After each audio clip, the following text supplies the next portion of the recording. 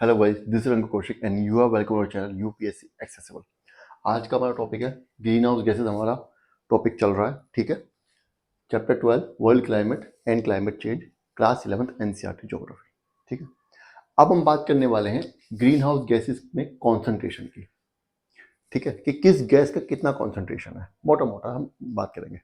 देखो, अगर green house gases की बात हो रही है तो सबसे पहले जो बात होगी वो होगी हमारी कार्बन डाइऑक्साइड की। कभी भी आता है जब भी हम ग्रीन हाउस गैसेस की बात करते हैं कि ग्रीन हाउस गैसेस का कंसंट्रेशन बढ़ रहा है, तो मोटा मोटा हमारे दिमाग में क्या आता है, CO2 बढ़ रही है। क्योंकि CO2 को हम सबसे ज़्यादा जो पोटेंट क्या बोलते हैं ग्रीन हाउस गैस, वो माना जाता है कि सबसे ज़्यादा रोल इसी का है। ऐसा क्यों? क्योंकि CO2 की कॉन्सेंट्रेशन सबसे ज़्यादा होती है ग्रीन हाउस गैसेस में, ठीक है। क्या कह रहा है, the largest concentration of GHGs in the atmosphere is carbon dioxide. सबसे ज़्यादा कॉन्सेंट्रेशन किसकी होती है? कार्बन डाइऑक्साइड की। आगे कह रहा है the emission of CO2। Emission primarily जो होता है CO2 का, कहाँ कहाँ से होता है?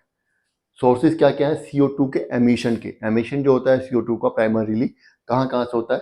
तो क्या बोल रहा है, फॉसिल फ्यूल कंजम्पशन इसका सबसे बड़ा प्राइमरी सोर्स है। क्या है CO2 का consumption source? Fossil fuel combustion.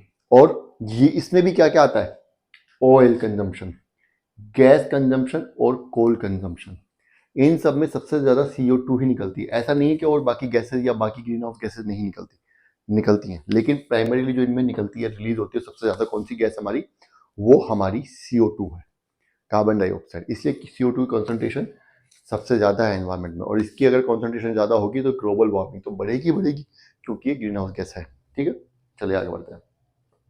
अब यहाँ पे एक बहुत इंपॉर्टेंट बात कह रहा है आपको, forest and oceans are the sinks for carbon dioxide.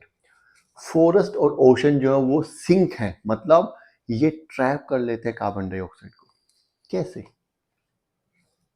क्या होता है? देखो यहाँ पे लिखी हुई line, forest use CO2 for growth. Forest जो है वो CO2 को ग्रोथ के लिए यूज करते हैं। हम खाना खाते हैं, हम प्रोटीन लेते हैं, वो सब हमारे अंदर जाता है। ऑक्सीजन लेते हैं, वो हमारे अंदर जाता है। हमारी बॉडी ग्रो करती है कि नहीं करती है? ठीक है। उसी तरीके से प्लांट्स को खाना बनाने के लिए सबसे जरूरी चीज क्या है? CO2 और सनलाइट, है कि नहीं है? इसका मतलब जो प्लांट जो ग्रो किया है उसमें कहीं ना कहीं CO2 का बहुत बड़ा रोल है।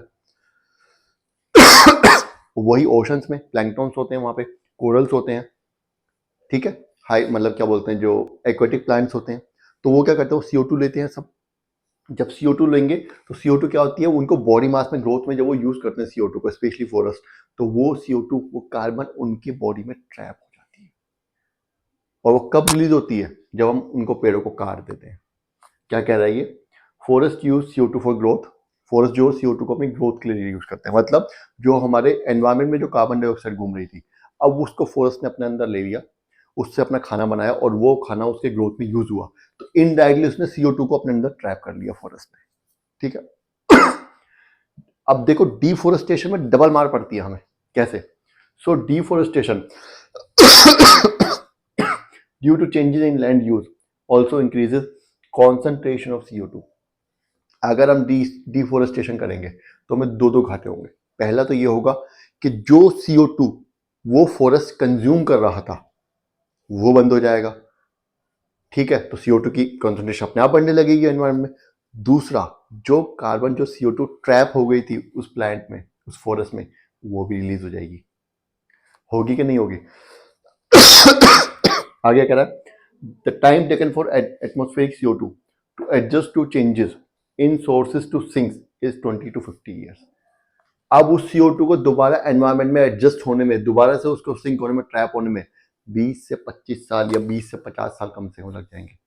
जो डिफोरेस्टेशन हो रही है उसमें जो CO2 रिलीज हुई है उसको दोबारा से एडजस्ट होने में, उतना फिर CO2 दोबारा ट्रैप होने में, वो सब एटमॉस्फेरिक एडजस्टमेंट होने में 20 से 50 साल कम से कम लग जाएंगे। समझ रहे हो? It is rising at an about 0.5% annually. 0.5% CO2 की कॉन्सेंट्रेशन हमारे एनवायरमेंट में बढ़ती जा रही है। बहुत ही इंपॉर्टेंट फैक्ट है ये कि CO2 की कॉन्सेंट्रेशन हमारे एनवायरमेंट में एनुअली बढ़ती जा रही है। कितनी? 0.5%। लेकिन ये 0.5% हमने मेजर कहां से किया? अर्थ जब बनी थी तब से? नहीं। कब से? Doubling of concentration of CO2 over pre industrial level.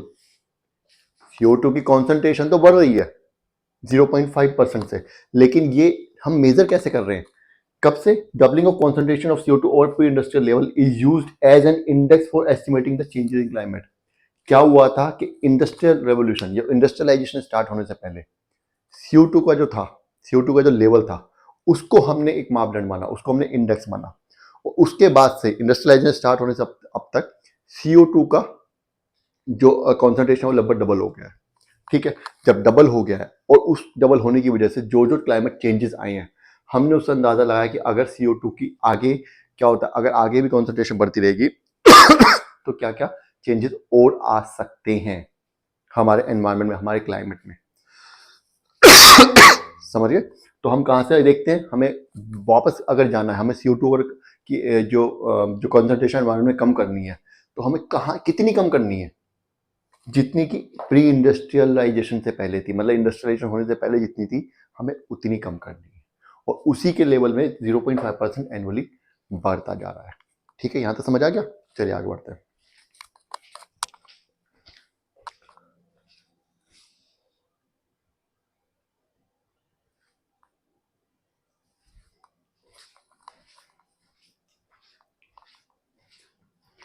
चलिए अब हम आ जाते हैं क्लोरोफ्लोरोकार्बन्स पे, जिनको कि हम CFCs भी बोल देते हैं।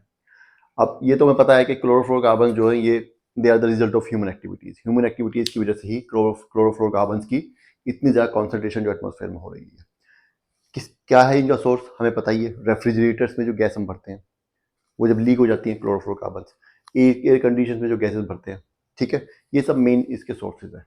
ठीक है, इनके कुछ एग्जाम्पल भी हैं CFCs के, बाद में बता देंगे GS टाइम में, या आप मुझे कमेंट कीजिएगा। ठीक है, अब क्लोरोफ्लोरोकार्बन क्या करते हैं? हमें पता है कि ओजोन क्या करती है, वो यूवी रेज को रोक लेती है। यूवी रेज को जब वो रोक लेगी तो क्या होगा? यूवी रेज अर्थ तक नहीं पहुंचेगी, तो एक तो अल्ट्रावायलेट रेज जो है वो नीचे आएंगी तो ग्लोबल वार्मिंग तो बढ़ाएंगी, साथ साथ वो हमारे लिए वैसे भी बहुत इम्पैक्ट, बहुत ज़्यादा डेंजरस होती हैं। डर्मल कैंसर हो जाता है उनकी वजह से। अगर आप बहुत ज़्यादा यूवी रेज में रहेंगे तो आपको स्किन कैंसर होने के चांसेस बहुत ज़्यादा बढ़ जाते हैं, और भी कई सारे उनके हार्मफुल इफेक्ट्स होते हैं यूवी रेज के। तो ओजोन उस यूवी रेज को रोक लेती है, लेकिन ओजोन जो है एक लेयर है अर्थ के चारों तरफ। ठीक है, जो CFCs होंगी वो ऊपर जाकर के इसको ओजोन को खाना स्टार्ट कर देते हैं, खाना स्टार्ट कर देते हैं। ठीक है, तो इसकी वजह से जो यूवी रेज है वो अर्थ के लोअर एटमॉस्फेयर तक पहुंच पा रही है। ठीक है, क्या कह रही है? Chlorofluorocarbons are products of human activity, human activity का प्रोडक्ट है, पता ही है हमें। ठीक है, ozone occurs in stratosphere, ozone जो स्ट्रेटोस्फेयर में होती है, वेयर यूवी रेज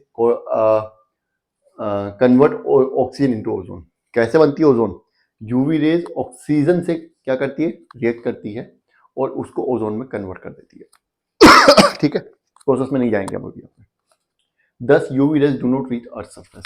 अब क्योंकि ओजोन है वहां पे, तो अब क्या होगा? देखो ओजोन बनाए भी यूवी रेज नहीं है, और अब ओजोन ही उसको अर्थ तक नहीं आने देगी, तो अर्थ तक क्या होगा? यूवी रेज अर्थ तक नहीं पहुंच पाएंगी। ये बात ध्यान रखना। ठीक है, CFCs which drift into atmosphere destroy the ozone। CFC क्या करती हैं?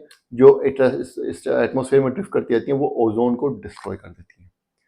ठीक है, ये जो हमारा ब्लैंकेट है, सेफ ब्लैंकेट, इसको डिस्ट्रॉय कर देगी। इसमें क्या होता है ना, ब्लैंकेट में जरा कहीं कहीं से कीड़ा लग गया, इस तरीके से होता है, दीमक लग गई, वो खोखला कर देता है उसको। Large depletion of ozone occurs over Antarctica. सबसे ज्यादा डिप्लीशन अंटार्कटिका की ओजोन की कहाँ हो रही है? वो अंटार्कटिका के ऊपर हो रही है। ठीक है, the depletion of ozone concentration in its stratosphere is called ozone hole।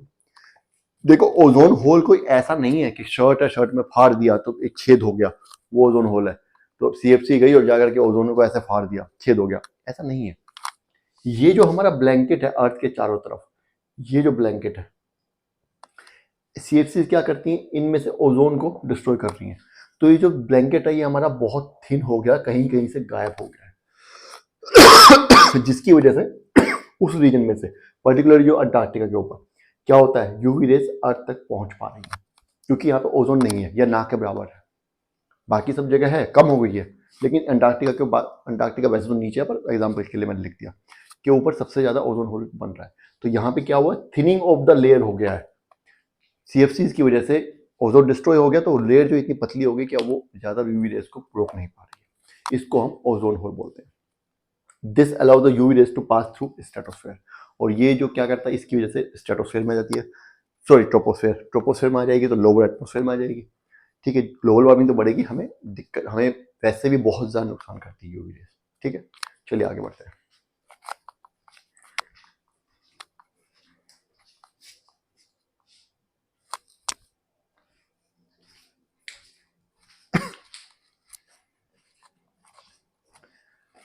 देखिए, अगर ग्रीन हाउस गैसेस की कॉन्सेंट्रेशन एनवायरमेंट में बढ़ रही है तो ये खतरे की बात तो है, ग्लोबल वार्मिंग भी हो रही है। ठीक है, तो इसके लिए कोई ना कोई एफर्ट्स भी हो रहे होंगे। ठीक है, इंटरनेशनल गवर्नमेंट जो है हमारी एफर्ट्स कर रही होंगी। ऐसा ही एक इंटरनेशनल एफर्ट है हमारा क्योटो प्रोटोकॉल। क्योटो प्रोटोकॉल जो बाउंड करता है नेशंस को अपने जो एमिशंस हैं, ग्रीन हाउस गैसेस के एमिशंस, उनको रिड्यूस करने के लिए। क्योटो प्रोटोकॉल जो जब कह सकते हैं कि प्रोक्लेम हुआ है, अस्तित्व में आया, कब आया था? 1997 में आया था। ठीक है, इंपॉर्टेंट फैक्ट है, याद रखना आपको। लेकिन ये रेटिफाई किया गया था 2005 में। 2005 में इसको लगभग 141 नेशंस ने इसको रेटिफाई किया था। और ये एक बाइंडिंग एग्रीमेंट है कि सभी नेशंस को जितना भी प्रिस्क्राइब किया गया उतना उतना एमिशन अपना कम करना ही करना है जीएचजीज का।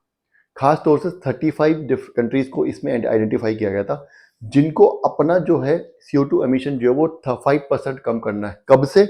1990 से। ठीक है, एक बार डिटेल में यहाँ पे बताता हूँ। International efforts have been initiated. International efforts जो इनिशिएट किए गए हैं, reducing emission of GHGs in atmosphere. Atmosphere में जीएचजीज, ग्रीन हाउस गैसेज का एमिशन कम करने के लिए इंटरनेशनल एफर्ट्स जो वो किए गए इनिशिएट। ठीक है, the most important one is Kyoto protocol, proclaimed in 1997। कब प्रोक्लेम किया गया था? 1997 में इसकी बातचीत स्टार्ट हो गई थी। लेकिन the protocol went into effect in 2005, ratified by 141 nations. काम की फैक्ट्स हैं। ठीक है, इसको रेटिफाई कब किया गया था? 2005 में। कितनी कंट्रीज ने किया था? 141 कंट्रीज ने। Kyoto protocol bounds 35 industrialised countries. 35 industrialised countries को बाइंड करता है, इसलिए to reduce their emission by the year 2012, कि 2012 तक अपना एमिशन जो कम कर लो। कितना? To 5% less than the levels present in 1990। 1919 में जितना लेवल था उसका 5%, मगर अगर 1919 में 100 था तो 5%, मतलब उस लेवल को अब 95 पे लेके आओ। ध्यान रखो, आज का नहीं है ये, फिर ये क्या बोलते हैं समस्या, ये समस्या 30-40 साल पुरानी से चल रही है, बहुत पहले से चल रही है। हमने 1997 में लगभग 30 साल पहले, लगभग 25 साल पहले क्योटो प्रोटोकॉल पे साइन भी कर दिया 2005 में, 20 साल पहले। लेकिन हुआ कुछ नहीं है, अभी तक कुछ नहीं हो रहा है। हम लोग कर कुछ नहीं रहे हैं, कर रहे हैं एफर्ट्स, पर उतने ज़्यादा नहीं कर रहे हैं कि रिवर्स हो जाए। ठीक है, बहुत ज़्यादा जितने करने चाहिए उतने नहीं करने चाहिए, कर रहे हैं हम। ठीक है, तो 1919 में जो लेवल था उससे 5% कम करना है 35 कंट्रीज को। ठीक है, ये बाइंडिंग एग्रीमेंट है। ये हो गया क्लियर यहाँ तक का? ठीक है, चलिए अब आगे बढ़ते हैं।